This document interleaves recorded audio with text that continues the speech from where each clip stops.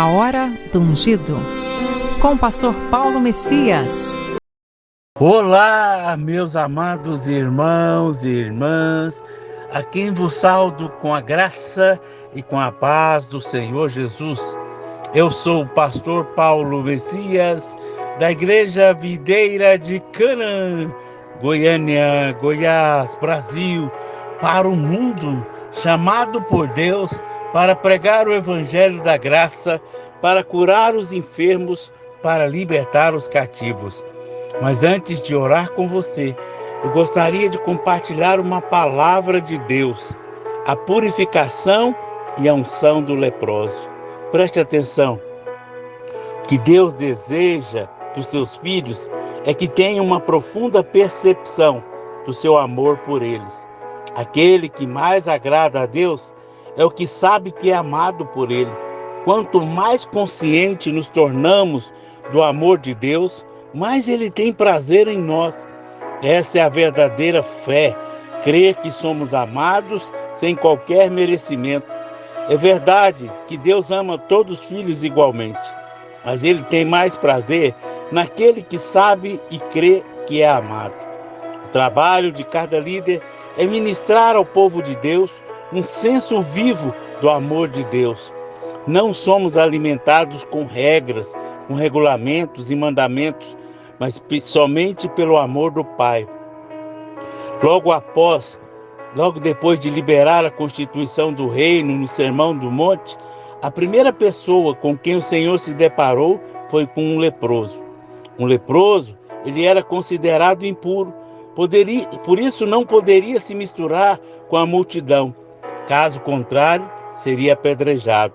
Mateus capítulo 8, do verso 1 ao 4 diz assim: Ora, descendo ele do monte, grandes multidões o gritaram. E eis que um leproso, tendo se aproximado, o adorou, dizendo: Senhor, se quiseres, podes me purificar. E Jesus, estendendo a mão, tocou-lhe, dizendo: Quero, fica limpo. Imediatamente, ele ficou limpo da sua lepra. Disse então o Senhor: Olha, não digas a ninguém. Vai e mostra ao sacerdote e faz uma oferta que Moisés ordenou para servir de testemunho ao povo. Observe que o leproso não duvidava que Jesus tinha o poder para purificá-lo, mas ele não sabia se Jesus queria usá-lo ou curá-lo. Essa é a condição da maioria das pessoas hoje. Elas não duvidam do poder de Deus, apenas não sabem se Deus quer operar na vida delas, pois acreditam que precisam merecer a bênção antes de recebê-la.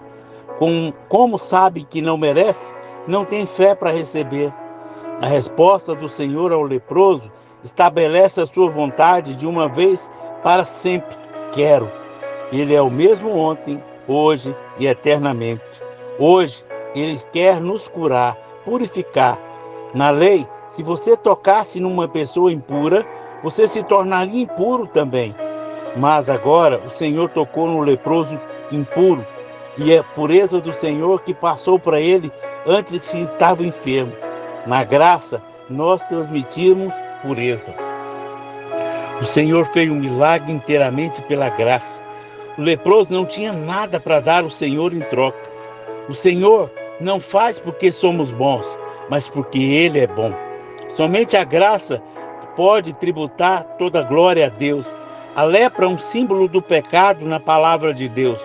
No Velho Testamento, nada poderia ser mais terrível do que alguém com lepra. Essa pessoa era expulsa da cidade, era condenada a viver isolada no ermo da terra. Ela não poderia voltar para casa, acalentar os seus filhos ou abraçar a sua esposa. Nunca poderia fazer parte do culto da congregação. Em Levítico 14, nós temos a descrição de como um leproso curado poderia ser purificado.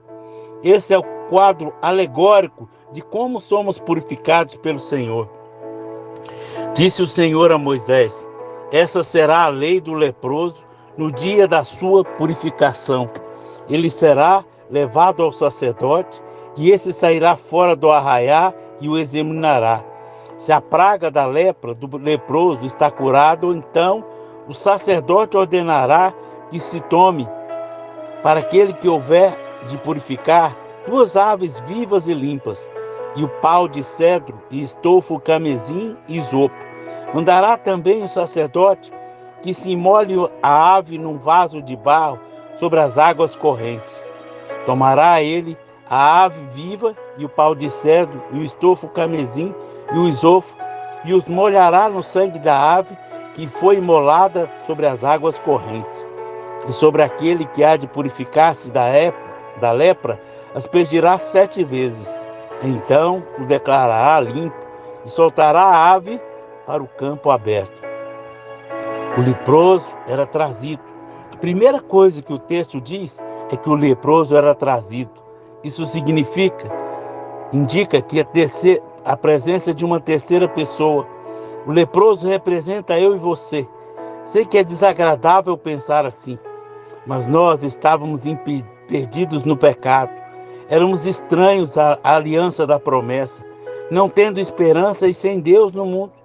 Nunca poderíamos achar o caminho. Nós fomos trazidos ao sacerdote, que é Cristo. A pessoa que traz o leproso não tem nome, porque aponta para o Espírito Santo.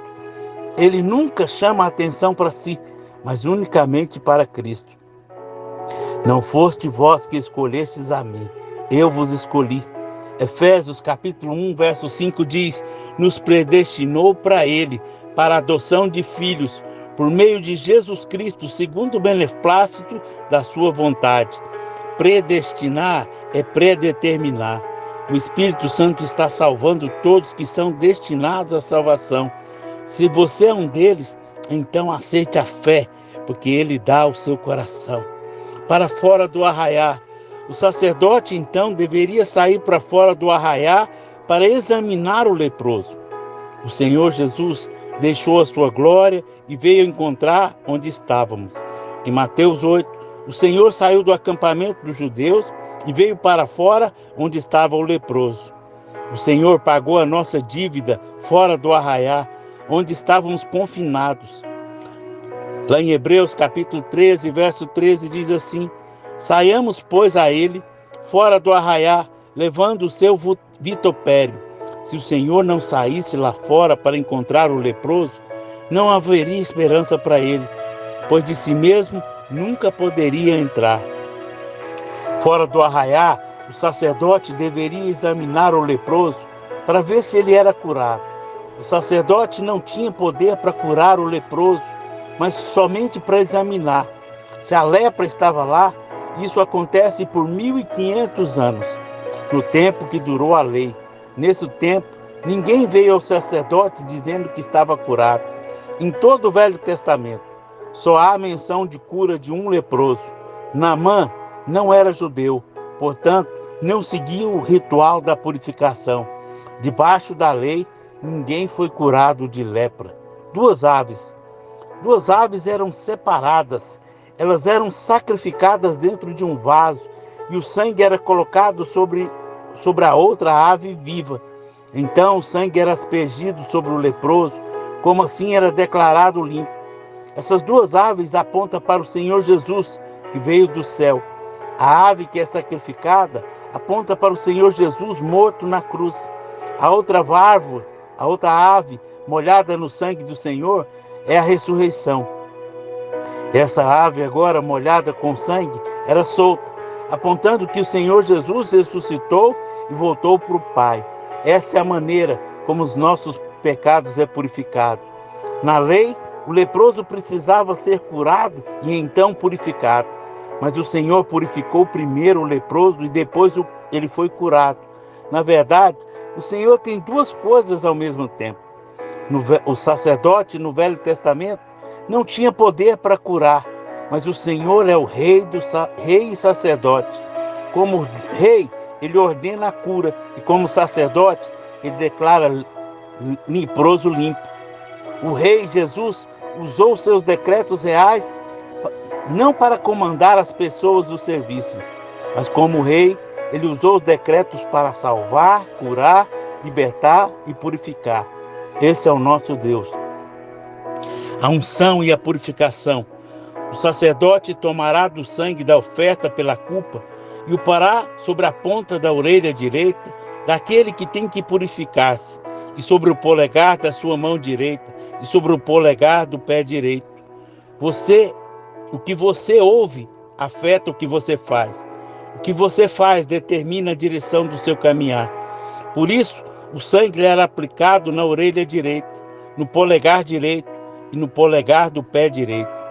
No restante do azeite que está na mão, o sacerdote porá sobre a ponta da orelha daquele que tem que purificar-se, e sobre o polegar da sua mão direita, e sobre o polegar do pé direito, em cima do sangue da oferta pela culpa.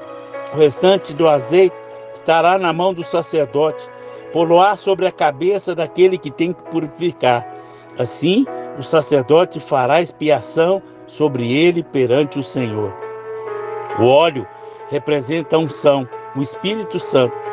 Veja que o óleo vem sobre o sangue na orelha direita, no polegar direito da mão e no polegar direito do pé. Onde o sangue toca, o Espírito confirma. Sempre que o sangue de Jesus é proclamado, o Espírito Santo vem para confirmar. O Espírito não opera simplesmente porque você prega sobre o próprio Espírito Santo. Mas quando pregamos sobre o sangue de Jesus, o Espírito vem para confirmar a unção. A igreja que prega o Evangelho da graça e a obra consumada do Calvário tem sempre a manifestação do poder do Espírito para atestar essa mensagem. O restante do óleo, o sacerdote aplicava na cabeça do leproso que havia sido purificado. Nos dias do Velho Testamento, somente reis e profetas e sacerdotes recebiam a unção de Deus. Somente esses eram ungidos. O que significa isso na prática, pastor?